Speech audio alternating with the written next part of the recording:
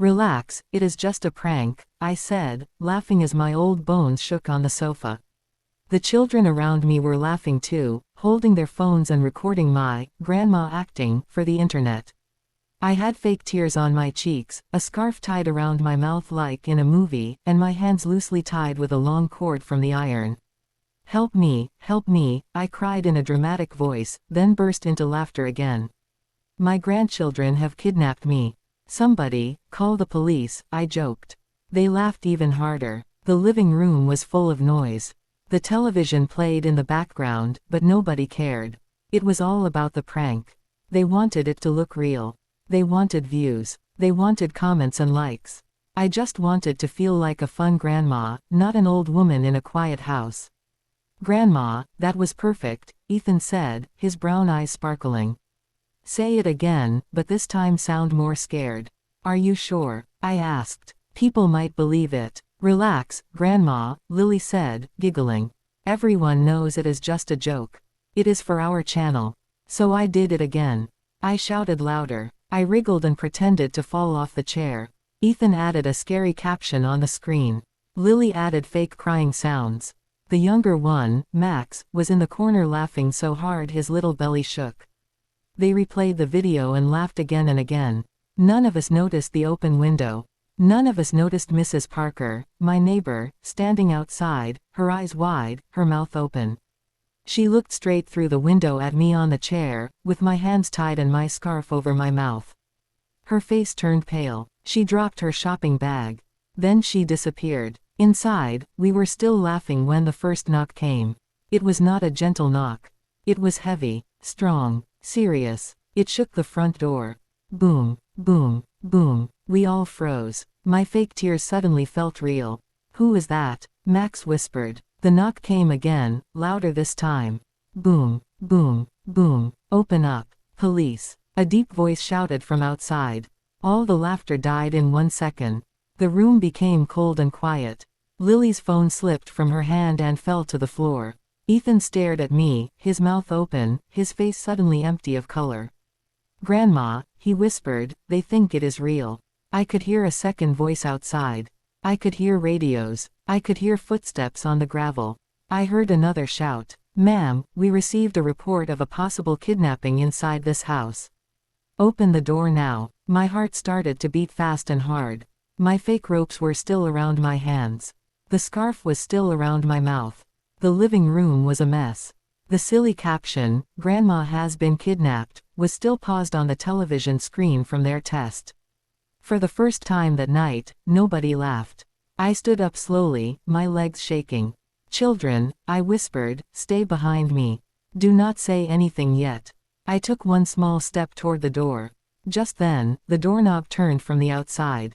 The door began to open. I know you want to know what happened next.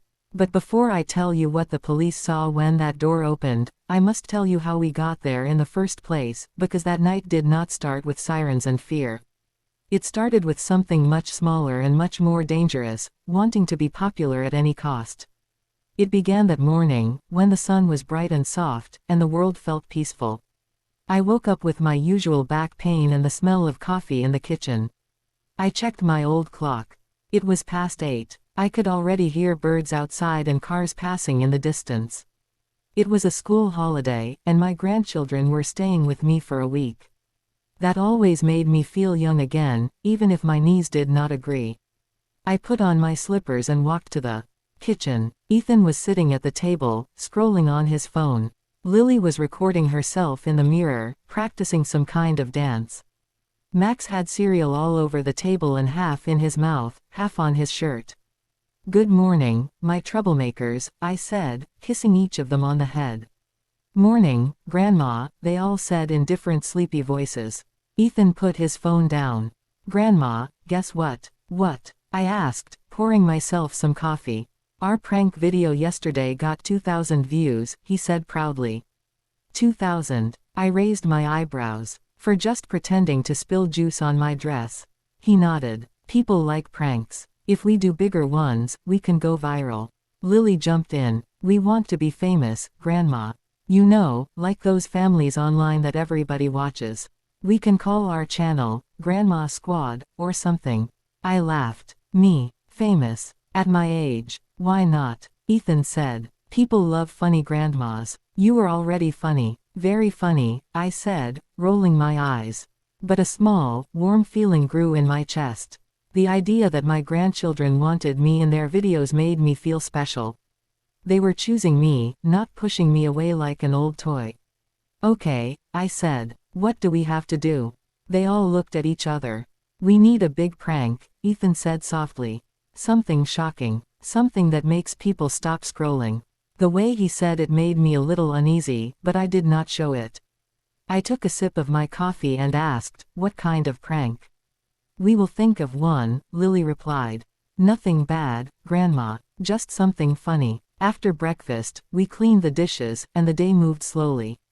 The children played games, watched cartoons, and went out to ride their bikes. I sat on the front porch with my knitting and watched them. My neighbor, Mrs. Parker, walked by with her shopping bag. She was a serious woman with sharp eyes and a mouth that rarely smiled. She believed rules were more important than laughter. Good morning, Naomi, she said.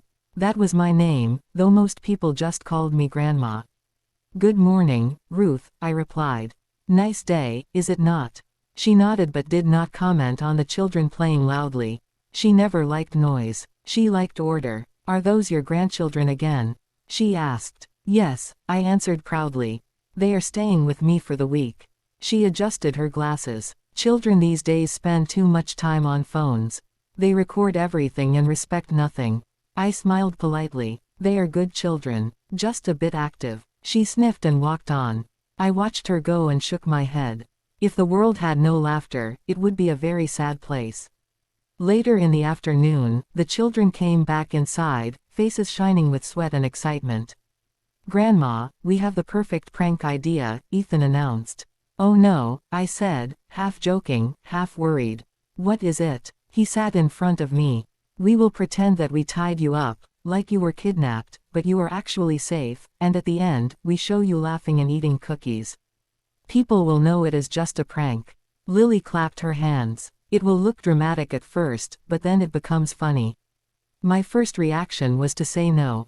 The word was already on my tongue. What if someone does not understand it as a joke?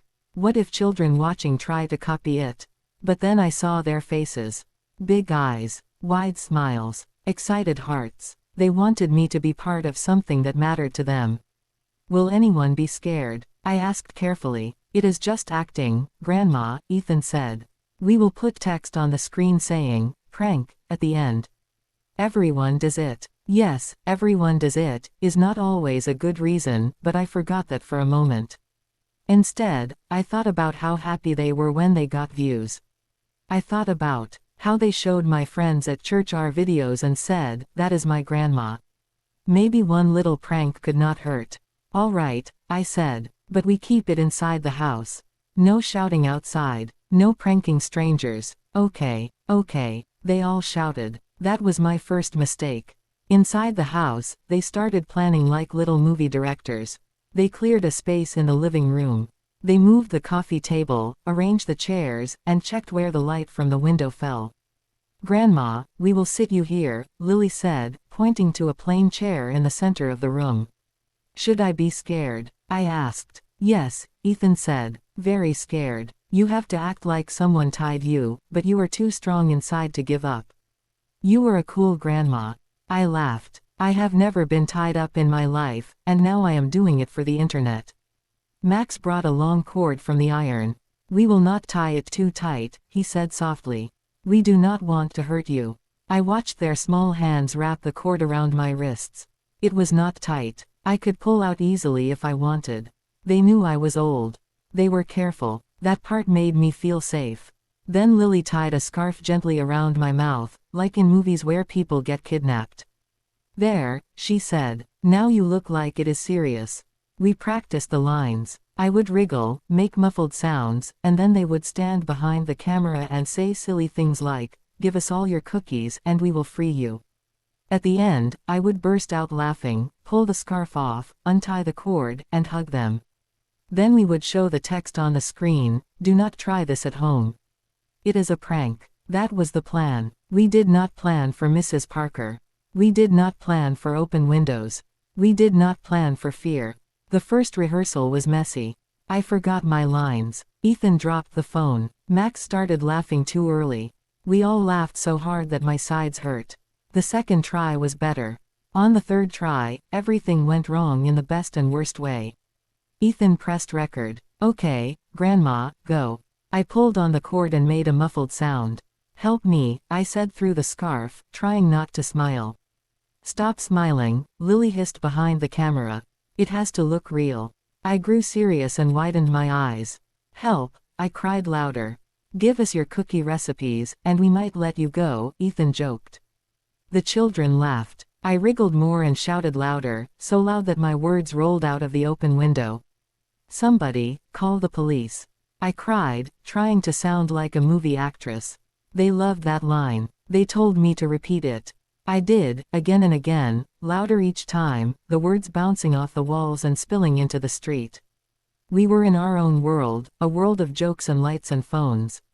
Outside, someone was listening who was not in on the joke. As I finished my last dramatic cry, we all burst into laughter. I leaned back on the chair, tears of joy in my eyes. My chest felt light. For a few seconds, I was not just an old woman. I was a star in my grandchildren's movie. That was perfect, Ethan said. Grandma, you are amazing. Relax, I said, waving my tied hands. It is just a prank. We were still laughing when I heard a faint sound outside. A car door closing. Another one. Voices. But the television was loud, and the children were talking, so I did not pay attention. Let us watch it, Lily said, grabbing the phone and stopping the recording. She replayed the clip, and we huddled close to look at it. Wow, Max said. It looks so real. I smiled, but a small, strange feeling touched my heart. Real. Too real. Maybe we should put a big warning at the start, I said. So people do not get upset. We can do that later, Ethan replied. For now, let us just enjoy how good it is. They started to argue about what music to add. Soft music or scary music. I was about to give my opinion when that first knock shook the house. Boom, boom, boom. We all jumped. Who is that? Lily asked. The knock came again, even louder.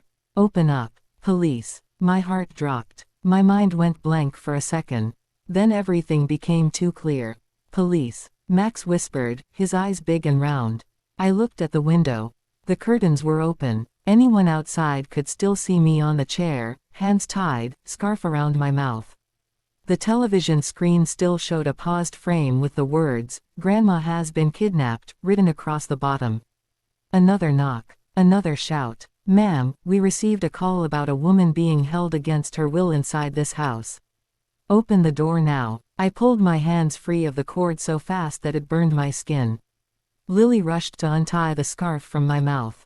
Ethan grabbed the phone and closed the video. Grandma, what do we do? He asked, his voice shaking. I stood up, though my legs felt like jelly. We face it, I said quietly. We tell the truth. I took a deep breath, walked toward the door, and reached for the handle. Before I could touch it, the doorknob turned from the outside. The door flew open, and two police officers stepped inside, eyes sharp, hands ready. One of them looked at me. The other looked at my grandchildren. Then his gaze moved to the television screen, where my frozen face still showed fear and fake tears. Everybody, stay exactly where you are, the officer said in a firm voice. No one moves. My grandchildren gasped. My heart pounded so loudly I could hear it in my ears. That was the moment I realized something very simple and very hard. Just a prank, was no longer just a joke. It had become something real, something serious, something that could change our lives. The officer took one step closer, his eyes fixed on me. Ma'am, he said slowly, are you in danger? And before I could answer, before I could explain, before I could say a single word to fix our foolish mistake, Mrs. Parker appeared in the doorway behind them, pointing at me with a shaking hand. There, she said. That is her. I saw her tied up. They were holding her captive. The room spun a little. My grandchildren started to cry. And in that heavy, sharp silence, everything we thought was funny turned into something else. Something we were not ready for. The room felt frozen. The police officers stood firm, their boots planted on my carpet. My grandchildren huddled behind me like frightened little birds. Mrs. Parker was still pointing with her thin, shaking finger as if she was afraid I would vanish into thin air. "Step back, ma'am," the second officer said gently to her. "We need to assess the situation." Assess the situation. Those 3 words hit harder than their knocks on the door. The taller officer, the one who first shouted outside, looked straight at me. His eyes were sharp but not unkind. He studied my face, my hands, the now loose cord on the chair, the scarf on the floor. He was trying to understand everything in one glance. "Ma'am," he repeated, "are you hurt? Were you tied up against your will?" I opened my mouth, but before a sound came out, Ethan shouted from behind me. It was a prank. We were just making a video. His voice cracked, and tears ran down his cheeks. Lily clutched his arm and nodded quickly. "Yes, officer," she said, her voice trembling. "We didn't mean anything bad. Grandma was acting." Max was crying too hard to speak. He hid his face behind my dress. The officers did not move. They did not relax. They just looked at each other. "Ma'am," the taller officer said again, "we need to hear it from you." I stepped forward. My hands were shaking so much I had to hold them together. "It was a prank," I said slowly. "A silly prank. I was acting. I agreed to everything. No one forced me. No one hurt me. These children would never do such a thing." Mrs. Parker gasped loudly. "Acting," she cried. "You were crying for help. I heard you. I saw you tied up. Do not lie to protect them."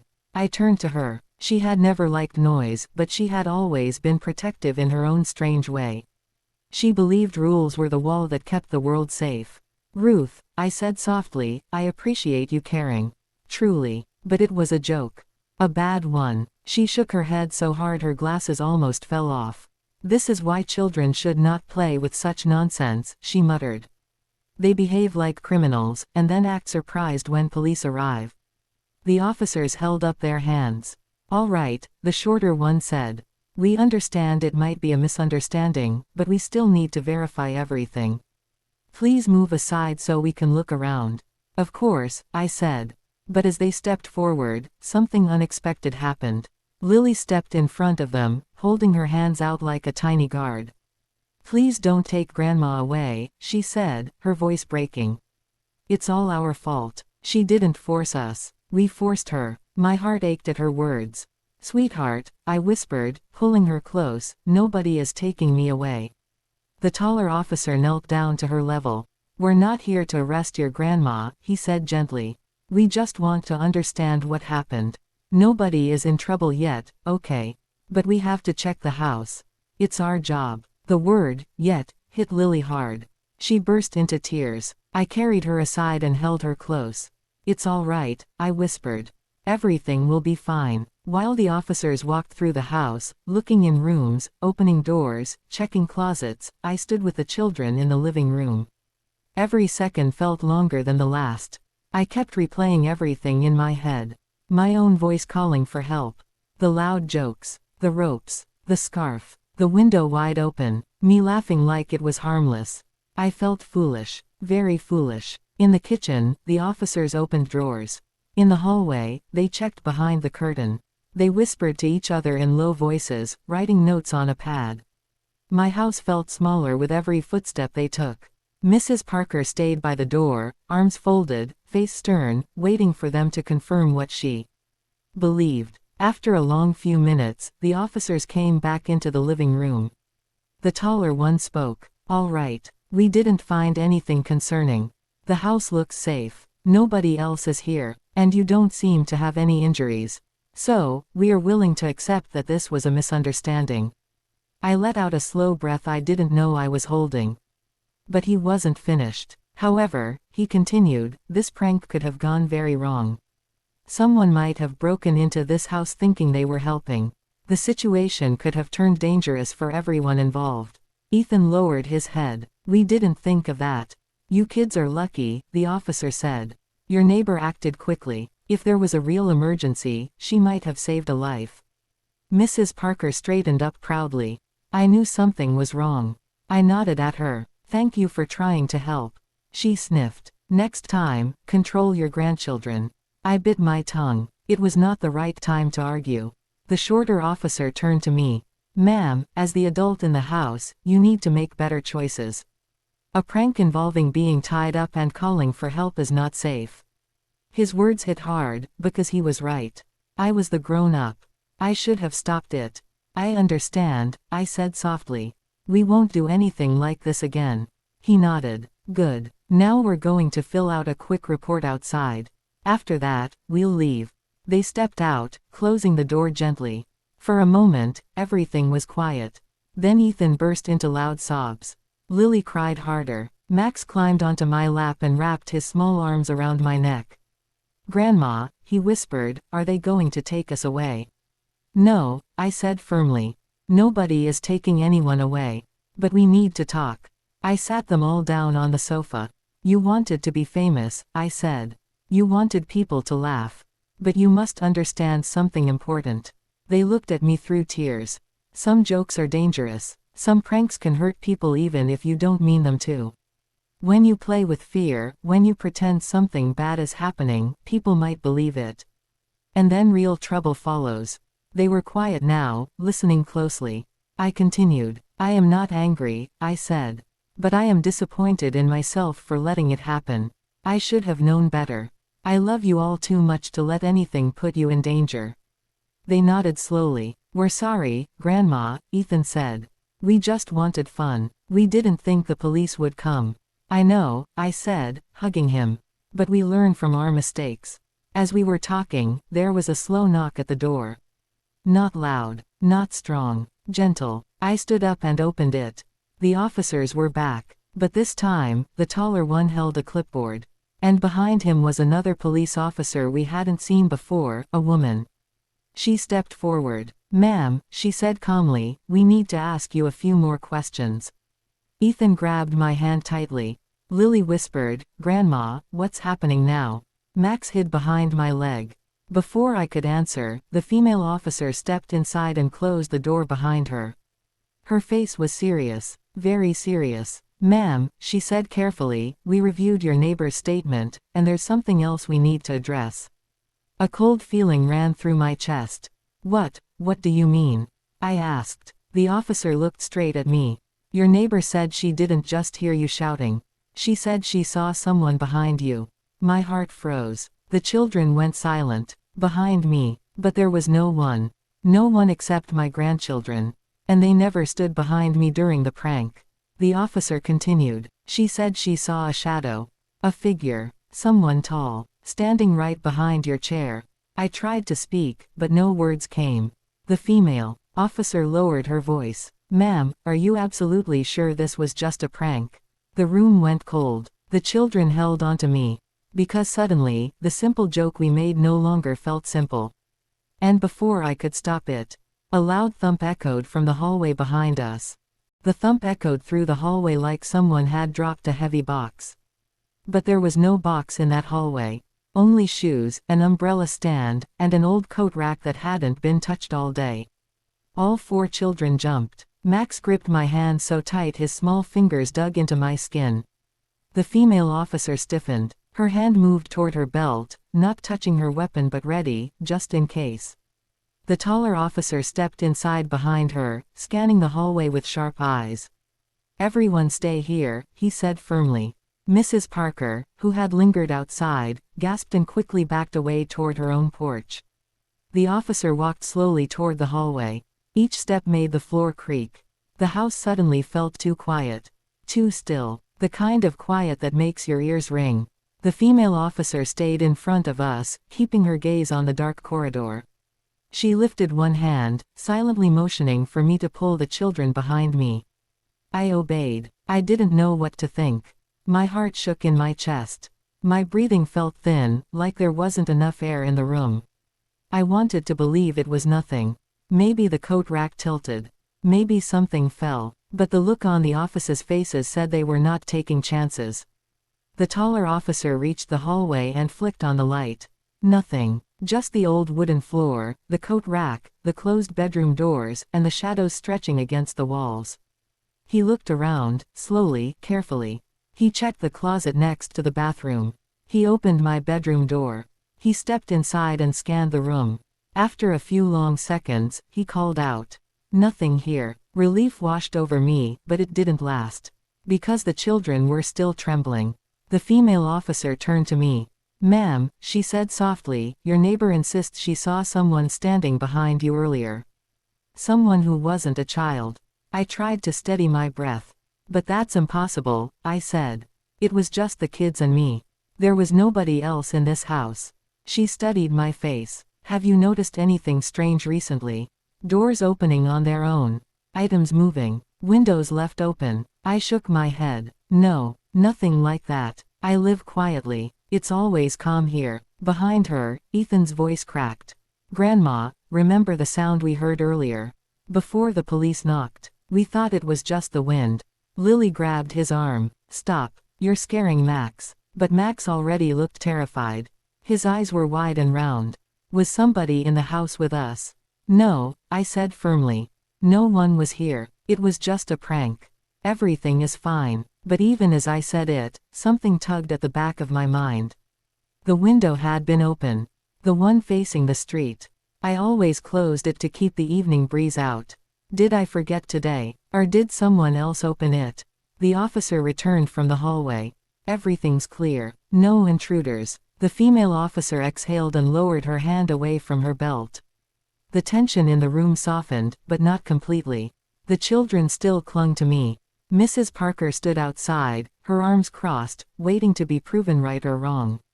The female officer spoke again. "Ma'am, can you walk me through exactly how the prank was set up? Maybe there's a simple explanation for what your neighbor saw." "Yes," I said. "Of course." We all gathered in the living room.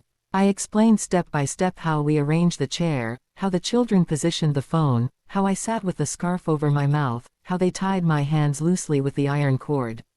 The officers listened quietly. The female one pointed to the corner of the room. "And the children were standing over there during the recording?" "Yes," I nodded. "All three of them." "Did anyone stand behind you? Even for a second?" "No." "Could someone have walked by the window and cast a shadow inside?" I paused. "Yes," I said slowly. "Yes, that's possible." "Was the curtain open?" "Yes." "Could a person walking past the window look like they were standing behind you from a distance?"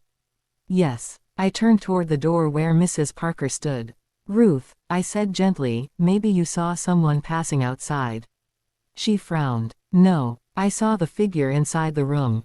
Right behind you. Tall. Dark. Standing still." My stomach twisted. The female officer turned to the children. "Kids, were you all inside the room the whole time?" Ethan nodded. "Yes, ma'am." "No one came inside?" she asked. They all shook their heads. Max whispered, "We didn't see anybody." The officers exchanged another glance. The taller one sighed. "Well, whatever your neighbor saw, we found no evidence of anyone else in the house.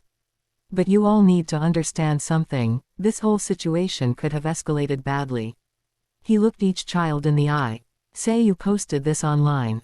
Someone might call emergency services again. Someone might break into the house thinking they're saving your grandma. Someone could get hurt." His voice was calm but serious. "This is why we discourage fake emergency pranks. They waste resources and can lead to real danger."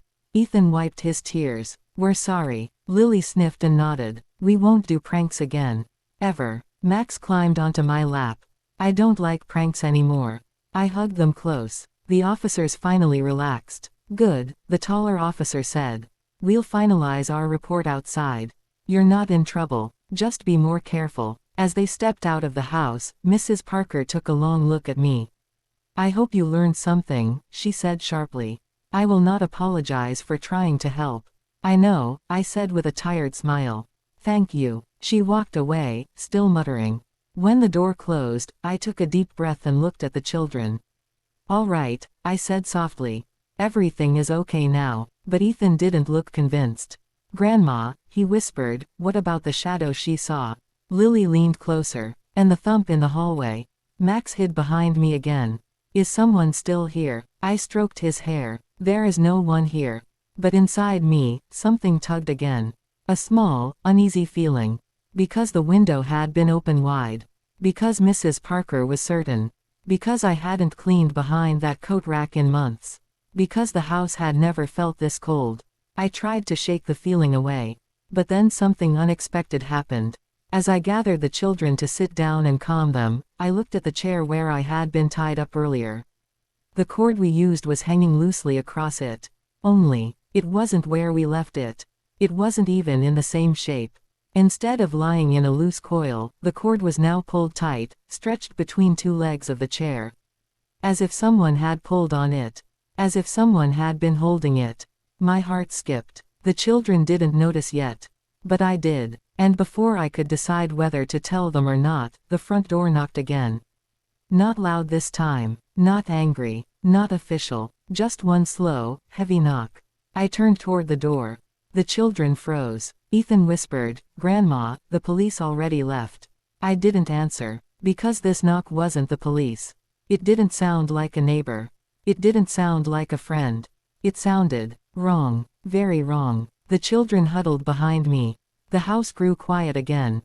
I stepped toward the door, each foot heavy. The knock came again. Slow. Deep. Like someone wanted us to know they were still there. I reached for the handle. But just as my hand touched it, a deep voice from the other side whispered. I saw what you did. My hand froze on the doorknob.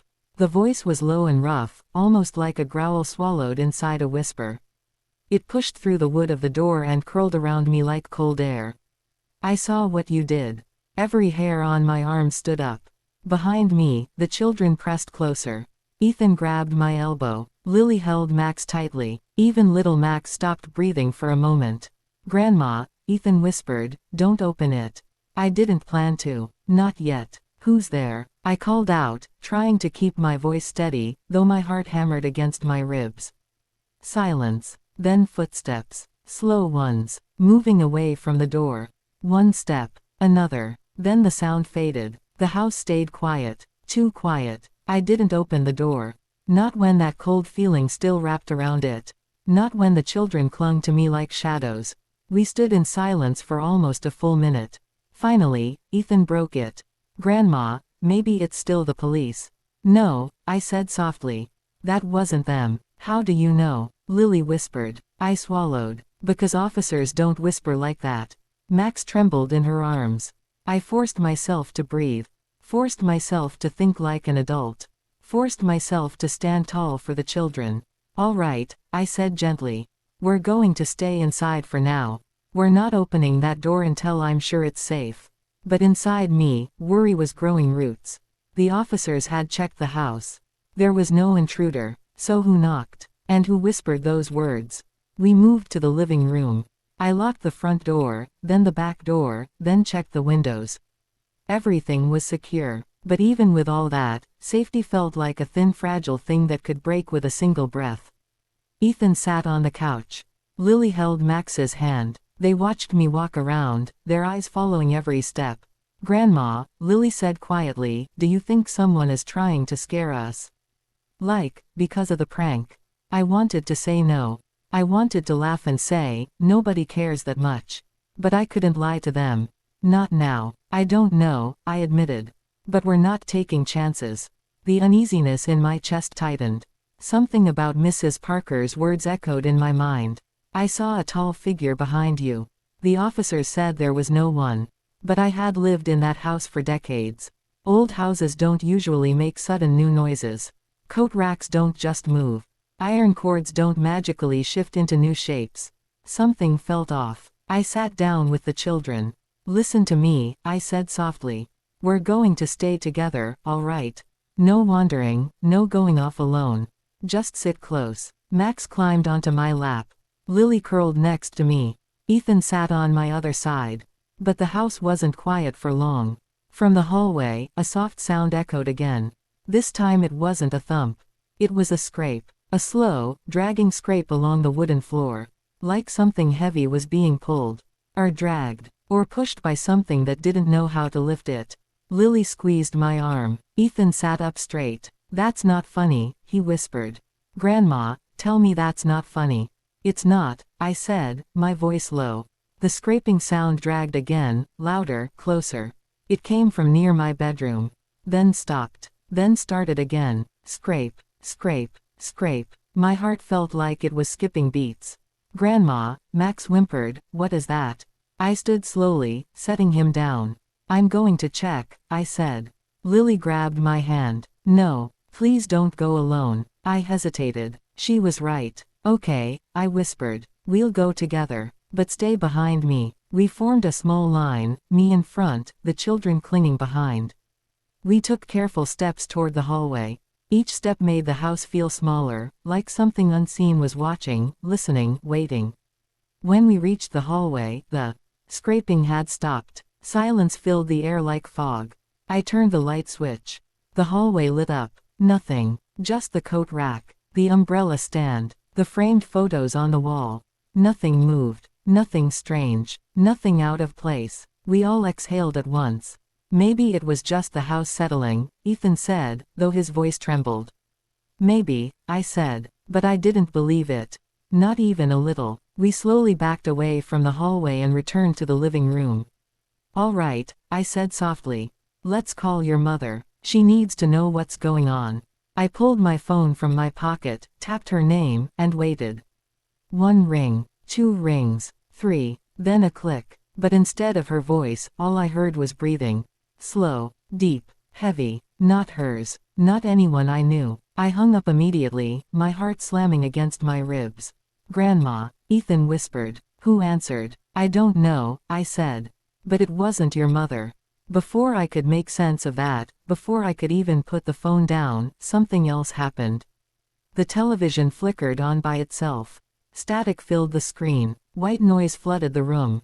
The children jumped back. The remote was on the table. Nobody had touched it. The static crackled, growing louder, sharper. Then suddenly the screen changed. A video started playing. Our video. The one from the prank. The clip showed me tied to the chair, scarf over my mouth, crying out for help. But something was wrong. We had filmed from one angle. One phone. One place. But the video on the TV was from a different angle. A completely different angle. As if someone else had been recording. Inside the room, standing behind me, watching, Lily screamed. Ethan shouted and stepped back. Max covered his ears, and I felt my knees almost give out. Because in the corner of the video, faint, but clear enough to see, a tall shadow stood behind my chair.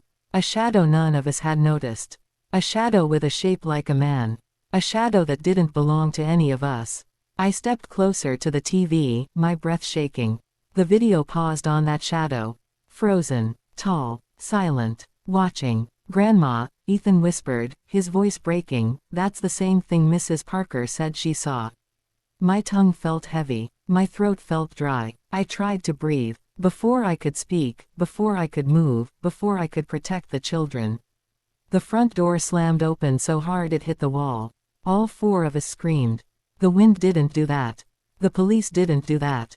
No neighbor could have done it quietly enough for us not to hear footsteps. Someone, or something, had opened that door. And when I turned toward it, a tall silhouette stood in the doorway. A figure made of shadow, shaped like a man but with no face, no features. Just darkness. And it stepped inside. The dark figure stepped over the threshold as if the doorway belonged to it. Tall, silent, shapeless yet clear enough to freeze the breath in our lungs. The children clung to me, trembling so hard I could feel their fear shaking through my arms. Max buried his face in my stomach. Ethan stood as if rooted to the ground, unable to blink. Lily's fingers dug into my shirt. The figure didn't walk like a person.